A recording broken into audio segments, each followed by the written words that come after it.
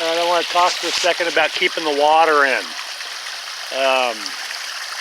You can see we're getting some splashes in here, and you want splashes. That's part of what electrolyzes your water, re-energizes the water, and keeps it renewed, and also keeps the algae down.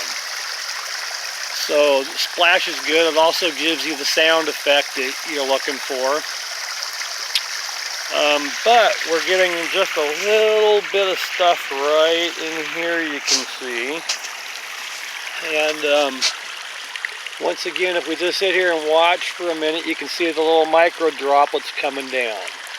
So once you've got your pond built, you still want to keep the water in. You've got things level. You did really good that way. You put all your time in where you had to. Now you got to make some final adjustments here. So first we're going to start up here at this one. We can see right here that we're getting a little too much splash. So we're just going to take a rock like this and put that there. Boom, now all of a sudden the splash is quieted down. It ain't splashing near as much like it was. Okay, now I'm getting a lot of run out at this point here, and I want to get a little more run out that way. So I'm just going to take this little rock here, and I'm going to put it right there, and we're just going to cut that off and slow it up a little bit. And force a little more water forward. Now we're still getting good run out here, but we're getting a little more that way too. Okay, so let's do another adjustment. I can see I'm still getting a little splash right in here, so I'm going to put this one here to once again calm and still the waters,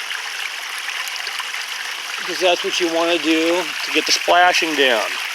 Okay, now you can still see there's some spots out here that are still splash jumping a bit this way. I think they're hitting that rock there, and I got to put something on that one. So let's just go find something out of the junk pile here. Let's see if we can just demonstrate this. I'll find a pretty one later to put out there instead of this ugly thing. But just for the sake of showing you how to prevent some of this. Alright, let's see, that I think should have quieted down some of that splashing. That was coming this direction. That one up there still seems to have a bit of good splash coming off of it.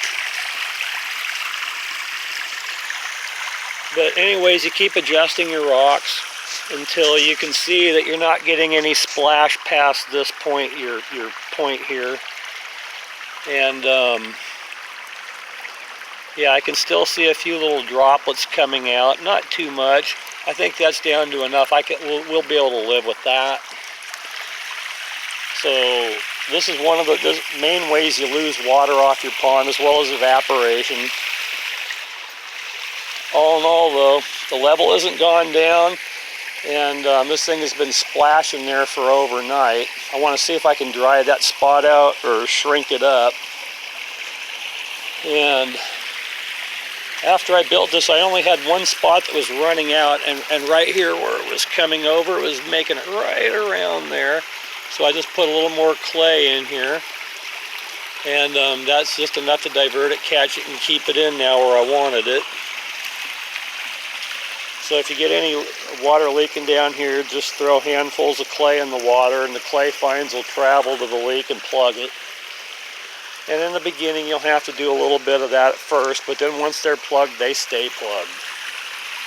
And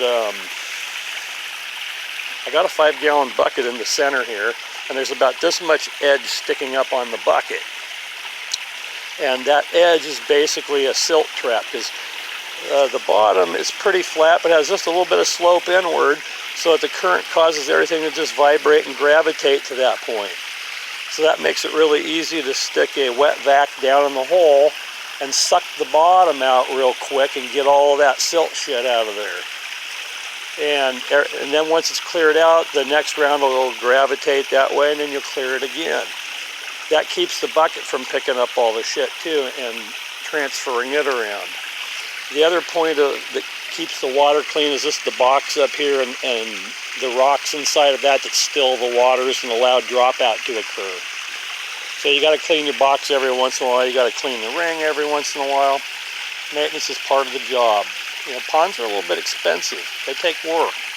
So if you're going to have one and keep it nice, you're going to have to do a little bit of work from time to time on them. At least cleaning the pine needles and all the other crap out.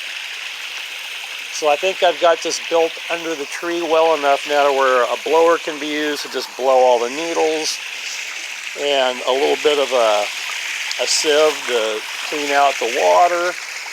And then you should be able to continue blowing around back this way and keep all this stuff cleaned up. And I think that should make the maintenance pretty low. But yep, adjust your rocks up here. That keeps your splash down, keeps the water in. Also, you might have to explain that to your client or something so that they know, so that they come out here and look at the rocks and go, well, why is that there? And then they take it off.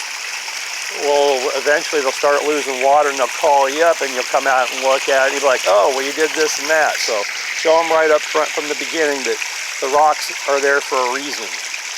Now these are just here temporarily because I still got to do that face, and after I do that face, that's really going to change the water a lot. So this here is just to show you where we're at now, just spilling over the filter box. And once I get the face on here, I'll come back and I'll show you how much this has changed. So just putting those little bit of rock in there has quieted down the splash. And we'll just see if we can make that disappear. So that's how you keep your water and adjust your rocks.